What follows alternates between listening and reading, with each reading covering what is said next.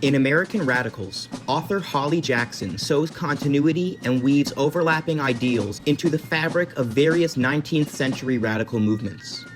The radical figures of which Jackson writes about worked in alleviating oppression in the three entwined fields of slavery and race, sex and gender, and property and labor. But drawn into one flashpoint issue, they would soon find that it was inextricable from other oppressive systems. While historians would generally focus on one of these movements in isolation, Holly Jackson's expertise rests within American protest literature and utopian thought. Because of this, her source base relies much on 19th century print culture, including magazines like William Lloyd Garrison's The Liberator, autobiographies like Elizabeth Cady Stanton's 80 Years or More, and Robert Owen's New Views of Society. Holly Jackson is keenly aware of the differences between the radically different radical traditions in her investigation. At first glance, the abolition movement and women's movement seemed to compete for America's political attention. However, the means in which they argued for different liberations was similar. Nearly all groups revised the nation's founding documents into a radical manifesto. Being the generations immediately after the Founding Fathers, American radicals wanted to live up to the ideals the United States promised, yet had not delivered.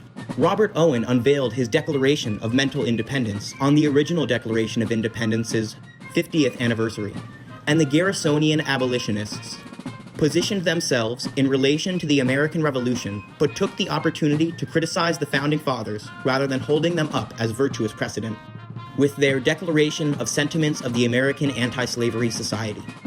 Others rhetorically threw out the Constitution and encouraged leaving American society in come-outerist communes or in exodus to Africa or Canada. The radical organizations that Jackson writes about were diverse and sometimes opposed towards each other, but all demanded complete transformations of American political, social, and cultural institutions. Within all the groups Jackson studies, she splits her writing between more famous figures and those unheard of to many Americans. The most often mentioned abolitionists are William Lloyd Garrison and Frederick Douglass, and other thinkers are placed in opposition to our well-known standards. For example, Henry Highland Garnet called for violence to end slavery. Let your motto be resistance, resistance, resistance. No oppressed people have ever secured their liberty without resistance. In response, Frederick Douglass referred to Henry Highland Garnet's ideas as warlike, and they stayed in a bitter dispute. The conversations between our pacifist yet radical American heroes and their revolutionary counterparts reveal how much discourse occurs at the edges of America's Overton window.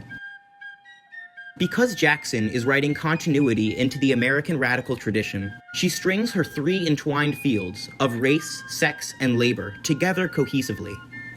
To illustrate, the motto of Frederick Douglass's The North Star indicates, "Right is of no sex, truth is of no color." In addition, Christian abolitionists came out from their churches to protest slavery. Christian come-outers partially inspired Unitarians at Brook Farm to undergo their own transformations. By writing continuously across broad topics, Jackson sheds light on how 19th century radicals influenced and energized each other. It is this spirit that takes off the blinders of presentism and shows a similarity with today's radical activists who are interested in multiple areas of change. The strongest critique of American radicals remains its Boston and New England centrism. Jackson teaches in Boston and is the associate editor of the New England Quarterly, so this is her location of expertise. Additionally, the city of Boston became central to the radical anti-slavery movement because it was there William Lloyd Garrison published The Liberator. In her chapter, Brook Farm on Fire, about utopian Fourierist communities, Massachusetts' titular farm sets the key example. However, not all events took place in New England, as Jackson devotes an entire chapter to the revolutionary John Brown, famous for his abolitionist raid in Harpers Ferry, Virginia. Luckily, Holly Jackson does not isolate these local or regional events. When a radical event happened, America's political print culture communicated and debated about what these instances meant for the nation. Jackson's regional bias is partially remedied by her focus on print culture because news media was not bound by borders. For instance, Boston's Garrison called Brown's Virginia raid misguided, wild, and apparently insane.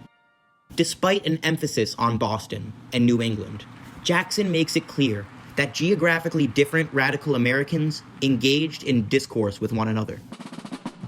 Jackson crafts a compelling narrative that places seemingly insular activist movements into a story that has both intersections and parallelisms.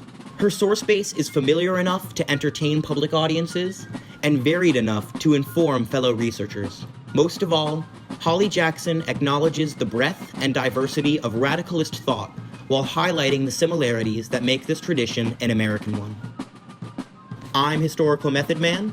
This was a review of American Radicals, How 19th Century Protest Shaped the Nation. Thank you for watching, and please subscribe for more.